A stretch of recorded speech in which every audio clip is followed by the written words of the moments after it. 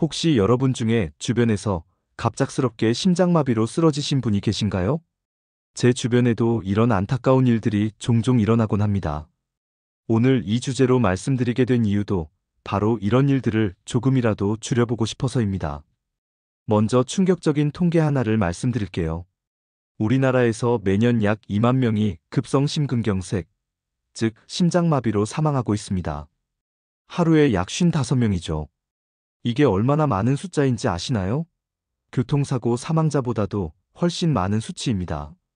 더 안타까운 건 이 중 상당수가 미리 몸에서 보내는 신호를 놓쳐서 발생한다는 겁니다. 실제로 심장마비 환자의 약 50% 이상이 발병 전 며칠에서 몇 주 동안 전조 증상을 경험했다고 해요. 그런데 왜 놓치게 될까요? 그냥 피곤해서 그런가 보다, 나이 들어서 그런가 보다, 소화가 안 되나 보다, 이렇게 넘어가기 때문입니다. 오늘 제가 여러분께 말씀드릴 7가지 증상을 정확히 알고 계신다면 여러분 자신은 물론 가족 친구들의 생명을 구할 수 있습니다. 자, 그럼 먼저 질문 하나 던져볼게요. 여러분은 심장마비 전조 증상을 몇 개나 알고 계신가요? 가슴 아픈 것 말고요. 한번 생각해 보세요. 대부분 한두 개 정도 떠올리실 텐데 오늘 끝나고 나면 7가지 모두 정확하게 기억하시게 될 거예요. 먼저 심장마비가 뭔지부터 간단히 알아볼까요? 우리 심장은 24시간 쉬지 않고 뛰면서 온몸에 피를 보내주는 펌프 역할을 하죠. 그런데 이 심장 자체도 살아있는 근육이니까 영양분과 산소가 필요합니다. 심장에 영양을 공급하는 혈관을 관상동맥이라고 하는데 이 혈관이 막히면 심장 근육이 죽기 시작해요. 이게 바로 심장마비, 의학용어로는 급성심근경색입니다. 도로로 비유하면 이해가 쉬워요. 고속도로에 사고가 나서 차선이 막히면 뒤에 차들이 꽉 막히잖아요. 관상동맥도 마찬가지예요. 혈관이 막히면 그 뒤쪽 심장 근육들이 영양 공급을 받지 못해서 죽어가는 거죠. 그런데 중요한 건 혈관이 갑자기 100% 막히는 게 아니라는 겁니다. 보통 70%, 80% 이렇게 서서히 막혀가다가 마지막에 혈전이 생기면서 완전히 막히는 경우가 대부분이에요. 그러니까 완전히 막히기 전에 우리 몸이 미리 신호를 보내는 거죠. 여기서 핵심은 골든타임입니다. 증상이 시작된 후 이 시간 이내에 막힌 혈관을 뚫어주면 심장 근육 손상을 최소화할 수 있어요. 하지만 시간이 지날수록 죽는 심장 근육이 늘어나고 6시간이 지나면 돌이킬 수 없는 손상이 발생합니다. 자, 이제 본격적으로 7가지 전조 증상을 알아볼까요? 첫 번째부터 차근차근 설명드릴게요. 첫 번째, 가슴 통증과 압박감입니다. 이게 가장 대표적인 증상이죠. 그런데 많은 분들이 가슴이 아프다고 하면 칼로 찌르는 듯한 날카로운 통증을 생각하시는데 실제로는 전혀 다릅니다. 심장마비 때 오는 가슴 통증은 무거운 돌덩이로 가슴을 누르는 것 같다, 누군가 가슴을 꽉 쥐어짜는 것 같다고 표현해요. 환자들이 자주 하는 표현이 뭔지 아세요? 주먹을 쥐고 가슴 한가운데를 누르면서 이런 느낌이에요 라고 해요. 그리고 이 통증은 20분 이상 지속됩니다. 몇 초, 몇 분 아프다가 괜찮아지는 게 아니라 계속 아파요. 니트로글리세린 같은 협심증 약을 먹어도 좋아지지 않고요. 여기서 주의할 점은 단순한 근육통이나 소화불량과 구분해야 한다는 겁니다. 근육통은 몸을 움직이거나 특정 자세를 취할 때 더 아프지만 심장마비 통증은 자세와 관계없이 계속 아파요. 소화불량은 보통 명치 부위가 아픈데 심장마비는 가슴 한가운데, 정확히는 흉골 뒤쪽이 아픕니다. 두 번째, 왼쪽 팔, 어깨, 목, 턱으로 퍼지는 통증입니다. 이걸 의학용어로 방사통이라고 해요. 가슴에서 시작된 통증이 다른 부위로 퍼져나가는 거죠. 특히 왼쪽 팔 안쪽이 저리고 아픈 경우가 많아요. 그런데 여성분들의 경우 좀 다릅니다. 남성은 주로 왼쪽 팔로 가는데 여성은 목, 턱 등 부위 통증이 더 흔해요. 실제로 이가 아파서 치과에 갔다가 심장마비 진단을 받았다는 60대 여성분 사례도 있어요. 목이나 턱이 아플 때 대부분 감기 기운인가? 잠을 잘못 잤나? 이렇게 생각하시잖아요. 하지만 다른 증상들과 함께 나타난다면 반드시 의심해 봐야 합니다. 세 번째, 호흡곤란입니다. 가만히 앉아 있는데도 숨이 차고 답답한 느낌이 들어요. 마치 산 정상에 올라간 것처럼 공기가 부족한 느낌이죠. 운동을 하거나 계단을 오른 후가 아니라 안정 상태에서도 숨이 차는 게 특징이에요. 어떤 분들은 가슴이 꽉 막힌 것 같다, 숨구멍이 작아진 것 같다고 표현하시기도 해요. 그리고 이런 호흡곤란은 대부분 식은땀과 함께 나타납니다. 평소에 숨이 차지 않던 일상적인 활동, 예를 들어 세수를 하거나 옷을 갈아입는 것만으로도 숨이 찬다면 주의해야 해요. 네 번째, 식은땀과 현기증입니다. 갑자기 온몸에서 식은땀이 주르륵 흘러내려요. 특히 이마, 목 등에서 많이 나죠. 그냥 더워서 나는 땀이 아니라 끈적끈적하고 차가운 땀이에요. 얼굴도 창백해지고요. 현기증도 함께 올 수 있어요.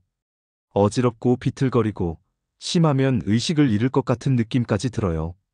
이때 많은 분들이 감기 몸살인가? 라고 생각하시는데 감기 몸살과는 확실히 다릅니다. 특히 구토와 함께 나타나면 더욱 위험한 신호예요.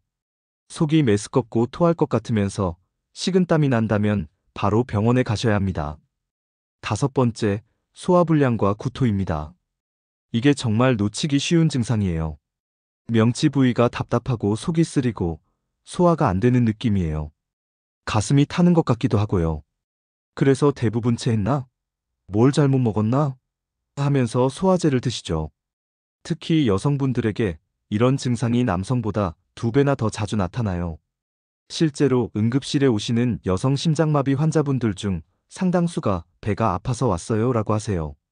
여기서 중요한 구분점은 일반적인 소화불량과 달리 소화제를 먹어도 전혀 좋아지지 않는다는 겁니다. 오히려 시간이 지날수록 더 심해져요.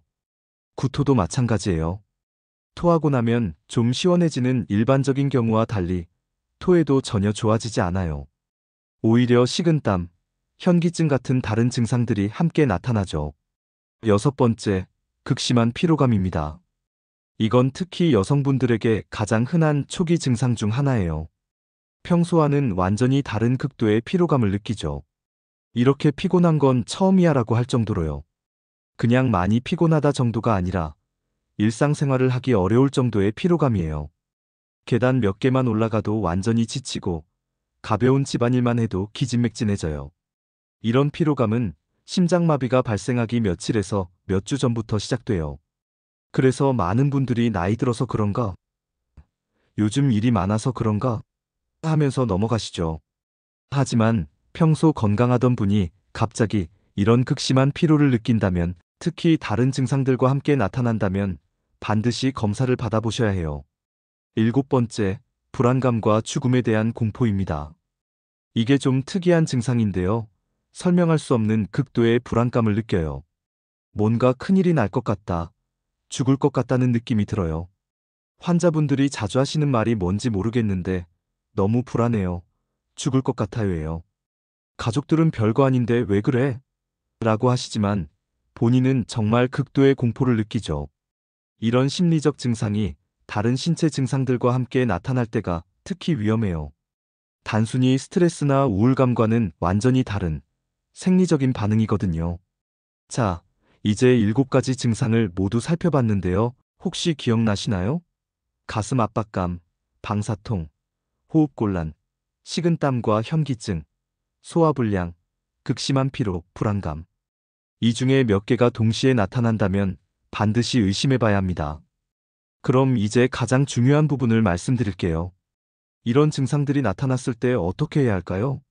첫 번째, 가장 먼저 119에 신고하세요.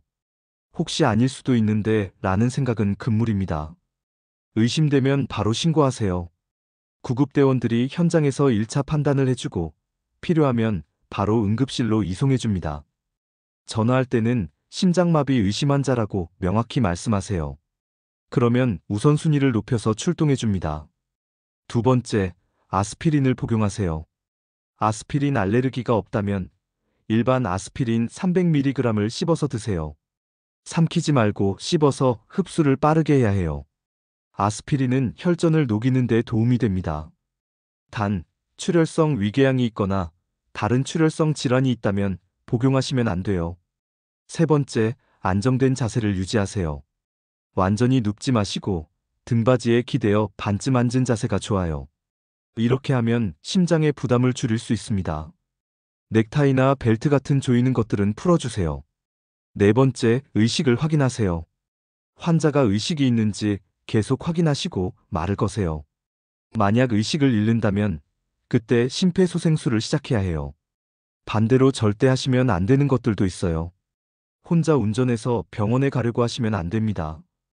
운전 중에 의식을 잃을 수 있어요. 물이나 음식도 드시면 안 돼요. 나중에 응급처치할 때 위험할 수 있거든요. 그리고 의식이 있는 환자에게 심폐소생술을 하시면 안 됩니다.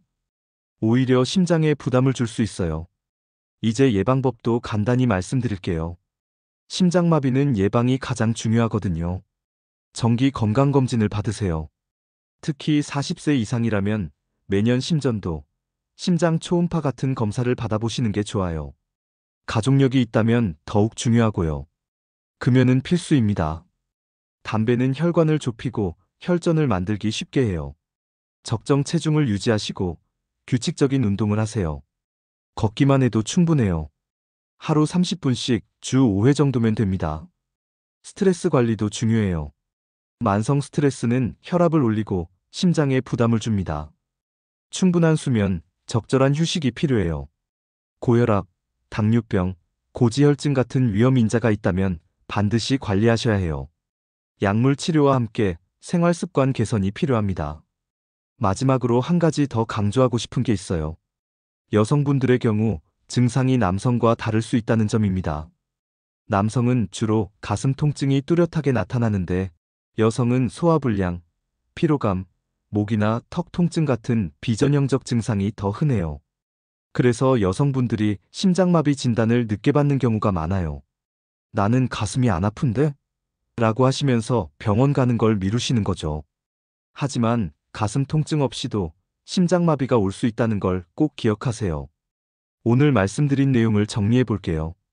심장마비 전조 증상 7가지는 가슴 압박감, 왼쪽 팔과 목턱으로의 방사통, 호흡곤란, 식은땀과 현기증, 소화불량과 구토, 극심한 피로감, 불안감과 죽음에 대한 공포 등이 있어요. 응급대처법은 119 신고, 아스피린 복용, 안정된 자세 유지, 의식 확인입니다. 그리고 가장 중요한 것은 혹시보다는 만약의 마음가짐입니다. 혹시 아닐 수도 있지만 만약에 맞다면 생명이 위험할 수 있어요. 의심되면 주저하지 마시고 바로 병원에 가세요. 여러분, 오늘 배운 내용을 꼭 가족들에게도 알려주세요. 특히 중장년층 부모님들, 배우자에게 꼭 말씀해 주시고요. 이 지식 하나가 소중한 생명을 구할 수 있습니다. 마지막으로 한 가지만 더 말씀드릴게요. 오늘 제가 드린 말씀은 정보 제공 목적이고 의학적 진단을 대체하지는 않습니다. 의심 증상이 있으시면 반드시 전문의와 상담하시기 바라고요. 응급 상황에서는 주저하지 마시고 119에 신고하세요. 오늘 말씀드린 내용이 유익했다면 좋아요, 구독 눌러주세요. 건강한 심장으로 오래오래 행복하게 사시기 바랍니다. 오늘의 건강 팁이었습니다.